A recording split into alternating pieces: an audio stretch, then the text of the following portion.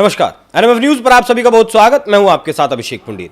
NMF news आपके लिए एक खास कानूनी सीरीज लेकर आया है जिसका नाम आप देख सकते हैं, क्या कहता है कानून। यहां आपको कानून की हर वो जानकारी मिलेगी जिसकी आपको अपने दैनिक दिनचर्या में भी जरूरत पड़ती है। आमतौर पर जैसे डिवोर्स के मामले हुए, मेंटेनेंस के मामले हुए, इन चीजों की जानकारी के अभाव में आप कहीं ना कहीं कानून के किसी दूसरे रूप के शिकार हो सकते हैं या अक्सर हो जाते हैं। सीधा सीधा तो मैं नहीं बोल सकता।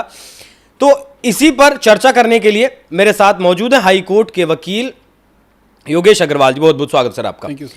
हम इस सीरीज में आपके लिए वो जागरूकता से जुड़ी जानकारियां लेकर आ रहे हैं जो आपकी जाननी जरूरी है। डिवोर्स का मुद्दा हमने कवर किया ही, आपने देखा ही। तो आज बात करेंगे लिव इन रिलेशनशिप की, कि जिस तरीके से एक लड़का और एक लड़की साथ में रहते हैं, उनके पास क्या कुछ कानूनी अधिकार हैं, क्या नहीं है, क्या वो एक पति पत्नी की तरह कानून की नज़र में ट्रीट किए जा सकते हैं, या फिर जैसे लड़का शादी का वादा कर लेता है और फिर बाद में छोड़ देता है। इस तरीके के तमाम केसेस सामने आते हैं। उन केसेस में लड़कियां क्या करें, या फिर लड़के के साथ अगर कुछ होता है तो वो क्या करें।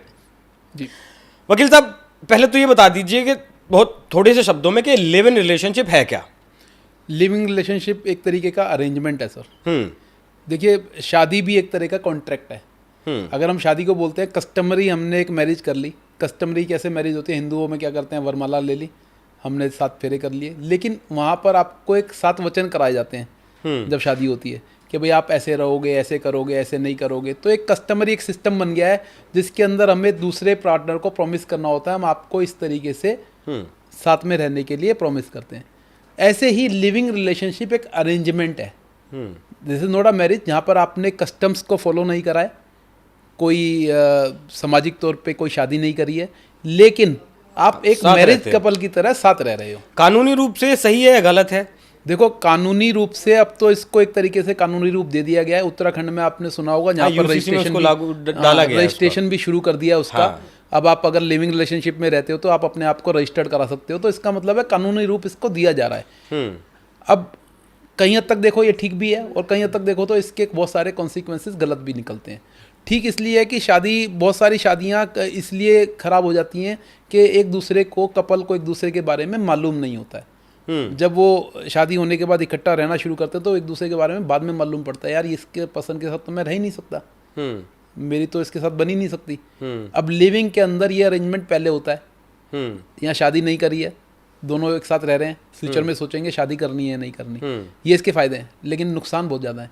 नुकसान इसलिए लीगली अगर मेरे से पूछते हैं, लड़कों के लिए तो बहुत ज़्यादा नुकसान है लिविंग में रहने के। जैसे अब अगर कोई कपल है, लिविंग में रहना शुरू कर देते हैं और लेट से आफ्टर 1 ईयर उनका बीच में डिस्प्यूट हो जाता है, और लड़की जा कर के ये नहीं बोलती कि लिविंग में रह रही हूँ, लड़की जा कर के बोलती है कि भाई मेरे को तो इसने अपने साथ रखा, मेरे साथ फिजिकल रिलेशन बनाए, और अब जब भी मैं इससे शादी की बात करती हूँ अब ये मेरे को टालता है। जबकि जब इसने मेरे साथ फिजिकल रिलेशन बनाए थे तब ये बोल के बनाए थे कि भाई अभी तो हम साथ रह रहे हैं, फ्यूचर में हम दोनों शादी करेंगे। तो अब ऐसी कंडीशन के अंदर पुराने कानून के हिसाब से 376 लगता था आईपीसी का, और अब नए कानून के हिसाब से सेक्शन 80 लगेगा। नए कानून के हिसाब से सॉरी सेक्शन 69 लगेगा, भारतीय न्याय संहिता, जहां पर 10 साल की सजा है। अब देखिए, लिविंग रिलेशनशिप में दोनों ने अपनी मर्जी से रहना शुरू करा, दोनों की कंसेंट थी। अब वहां पर लड़के ने शादी का प्रॉमिस किया था या नहीं किया था किसी को नहीं मालूम, वो उन दोनों को मालूम है। लेकिन जब दोनों के बीच में डिस्प्यूट हुआ तो लड़की ने जा करके थाने में कंप्लेंट ये दे दी कि मेरे को इसने झूठा प्रॉमिस करके मेरे साथ शारीरिक संबंध बनाए लिविंग रिलेशनशिप में रहते हुए। अब वो यहाँ लड़की को फेवर मिल जाता है। यहाँ लड़की को अगर वो लिविंग बोलेगी तो फेवर नहीं मिलेगा। अगर उसने ये बोल दिया शादी कि शादी का वादा करके मेरे साथ इसने फिजिकल रिलेशन बनाया, तो यहाँ पर सेक्शन 69 भारतीय न्याय संहिता के अंतर्गत एफआईआर दर्ज होगी, पर्सन को अरेस्ट भी करा जाएगा और उसको 10 साल तक की सजा भी हो सकती है। अब देखिए, क्योंकि सारा कानून लड़कियों के फेवर में है कहीं ना कहीं, तो ये इसका नुकसान है लिविंग रिलेशनशिप का। फायदे कम है, नुकसान ज़्यादा है। अच्छा, ये तो देखिए, शादी अगर किसी कपल की हुई 1 साल बाद या 6 महीने बाद या 8 महीने बाद अगर उनका नहीं जम रहा है तो वो भी अलग हो जाते हैं। हाँ, वही मैं पूछना चाहता हूँ कि लिव इन में जब आप रहते हैं तो अपनी मर्जी से रहते हैं, कोई ज़बरदस्ती आपको लिव इन में नहीं रख सकता। दिल्ली नोएडा में हम देखते हैं कि यहाँ हजारों लाखों कपल जो है वो लिव इन में रहते हैं। अब शादी का वादा किया नहीं किया, जैसा आपने ही बताया कि वो तो प्रूव नहीं किया जा सकता। लड़की ने अगर, तो ऐसे में लड़का कैसे बचाव करे कि भाई मैंने शादी का वादा नहीं किया था? ये बड़ा इंपॉर्टेंट क्वेश्चन है अभिषेक जी। इसको बचाव करने के लिए बहुत सारे तरीके हैं। अगर आप लिविंग रिलेशनशिप में रहना शुरू करते हैं तो पहले दिन से, लड़कों के लिए मैं खास करके बोल रहा हूँ, पहले दिन से अलर्ट हो जाओ कि कभी भी घंटी बज सकती है। तो ऐसे में आप क्या कर सकते हैं, जितनी भी व्हाट्सएप चैट है उनका आप स्क्रीनशॉट रख लें, उसकी बैकअप रख लीजिए। कोई भी ऐसी आपके बीच में कन्वर्सेशन है तो उसको रख लीजिए। इसके अलावा अगर आप आपस का कोई कॉन्ट्रैक्ट बना सकते हैं तो उसको कॉन्ट्रैक्ट ड्राफ्ट कर लीजिए। देखिए कॉन्ट्रैक्ट एनफोर्सेबल नहीं है ये, लेकिन आपको बाद में इस तरह की मुसीबत से बचा लेगा वो। क्योंकि लड़की बाद में ये नहीं बोलेगी कि मैंने अपनी मर्जी से इसके साथ सेक्सुअल रिलेशन बनाया है। नहीं, कॉन्ट्रैक्ट अगर बनाएगा तो फिर वो लड़की ये नहीं कहेगी कि बाबू तुम्हें मेरे ऊपर भरोसा नहीं है। हाँ, ये तो बोलेगी, लेकिन आपको अगर लिविंग में रहना है तो एक दूसरे पे भरोसा करना है तो कॉन्ट्रैक्ट भी साइन कर सकते हैं। इसके अलावा अगर कोई वीडियोज़ हैं आपके पास तो वीडियोज़ फोटोज़ पुरानी जितनी हो सकती हैं वो अपने पास उसका बैकअप जरूर ले लीजिए। क्योंकि होता क्या है ना, ये कोर्ट में आपने बोला ये प्रूव करना कि मैंने तो कभी मैरिज का प्रॉमिस करा ही नहीं था, ये आप खाली आपस की कन्वर्सेशन से ही कर सकते हो। क्योंकि कहीं ना कहीं कन्वर्सेशन के अंदर ये जरूर निकल जाएगा जहाँ दोनों एक दूसरे को कंसेंट दे रहे होंगे, हाँ ठीक है यार हमने शादी नहीं करनी, हम लिविंग में रहना शुरू कर देते हैं। तो अगर ये कन्वर्सेशन आपके पास मिल गई तो ये आपके लिए एक तरह समझ लीजिए ये एक तरह रामबाण संजीवनी होगी। कोर्ट में जाओगे और आप इमीडिएटली प्रूव कर दोगे कि इसके जितने एलिगेशन है सब झूठे हैं। अच्छा, छोटे मोटे झगड़े भी जैसे कपल्स में हो जाते हैं, उस दौरान भी लड़कियां अगर केस वेस कर दें कि हम शादी का वादा किया था, शादी नहीं कर रहा है, नहीं शादी का वादा किया था, शादी नहीं कर रहा है, केस इसमें नहीं बनेगा। जब वो उसके अंदर ये लिखेगी कि इसने मेरे साथ शादी का वादा करके फिजिकल रिलेशन बनाया है, तब वो केस बनेगा। अगर शादी का वादा किया, शादी नहीं करी, ये कोई केस नहीं है जब तक वो ये बड़ी इंटरेस्टिंग चीज बताई आपने। शादी का वादा करा, वादा तोड़ दिया, क्या फर्क पड़ता है इससे? फिजिकल रिलेशन नहीं बने उस दौरान, नहीं फिजिकल रिलेशन नहीं बने तो कोई केस नहीं है ना, कोई केस नहीं है।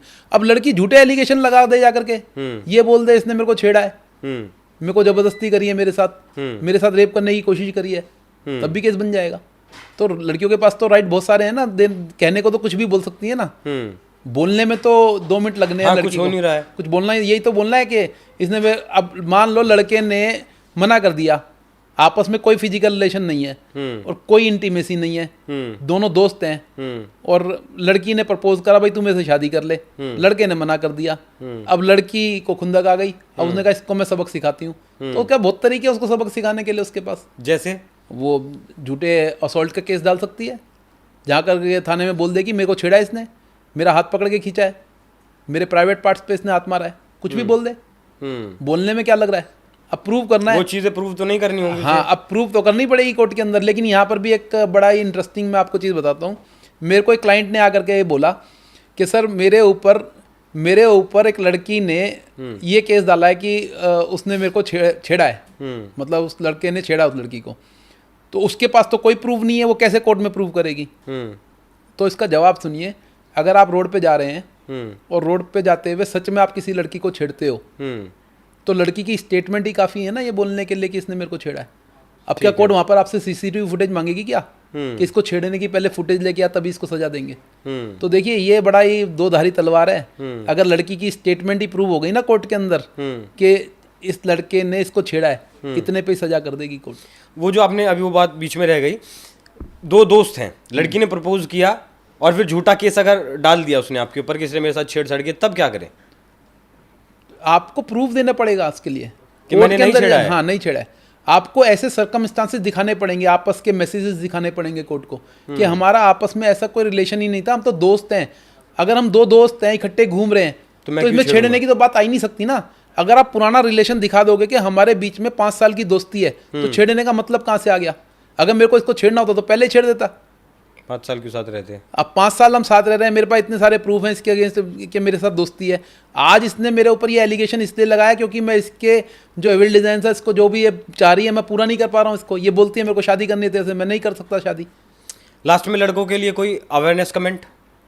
अवेयरनेस कमेंट इतना ही है जो मैंने बोला है कि अगर आप लिविंग रिलेशनशिप में रह रहे हो, किसी लड़की के साथ दोस्ती में रह रहे हो या दोस्ती भी कर रहे हो, अलर्ट रहो। जितना उनके साथ में कन्वर्सेशन है, जो भी आपके पास है, उसका बैकअप करके रख लो भैया, क्योंकि पता नहीं कब बम फट जाए।